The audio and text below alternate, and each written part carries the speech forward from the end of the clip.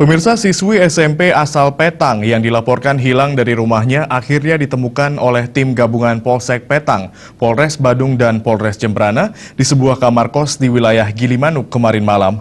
Saat ditemukan, korban dalam keadaan syok dan terus menangis saat menjalani pemeriksaan. Polisi juga mengamankan seorang pria dan wanita.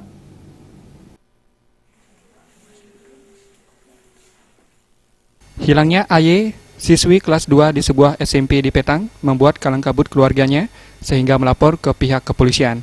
Jajaran Polsek Petang, Polres Badung, dan Polres Jembrana yang melakukan penyelidikan akhirnya menemukan AY disekap di sebuah kamar kos di kawasan Gilimanuk dalam kondisi selamat. Sementara dua orang pelaku, lelaki asal negara dan seorang perempuan asal Kupang, kini menjalani pemeriksaan intensif aparat kepolisian. Kapolres Badung AKBP Tony Binsar mengatakan peristiwa ini berawal dari perkenalan AY dengan imam 6 bulan lalu melalui SMS nyasar. Dari perkenalan tersebut mereka saling berkomunikasi. Entah karena bujuk rayu, AY berangkat ke Gilimanuk menyusul IS yang keseharian bekerja di musola. Siswi SMP kelas 2 ini berangkat naik bus di Terminal Gilimanuk dan dijemput IS di Terminal Gilimanuk. Dalam pertemuan tersebut, AY diajak tinggal oleh IS di sebuah tempat kos yang baru disewanya sebesar 250.000 sebulan. Namun di tempat tersebut juga terdapat seorang perempuan lagi berinisial AB yang diakui mantan pacar IS. Dan akhirnya mereka bertiga melewati malam dalam satu kamar, sehingga akhirnya polisi datang menggerebek tempat kos tersebut.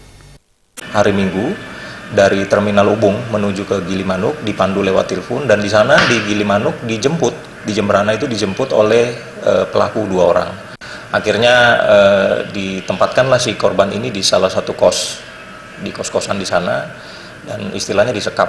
Gitu. Si anak ini, si korban, dia miss call. Ternyata miss call-nya ini jatuh kepada orang yang tidak dikenal. Dengan miss call itu, si lelaki ini SMS. Kemudian dibalas lagi. Ini berlanjut terus sampai kejadiannya tanggal 14 Juni kemarin.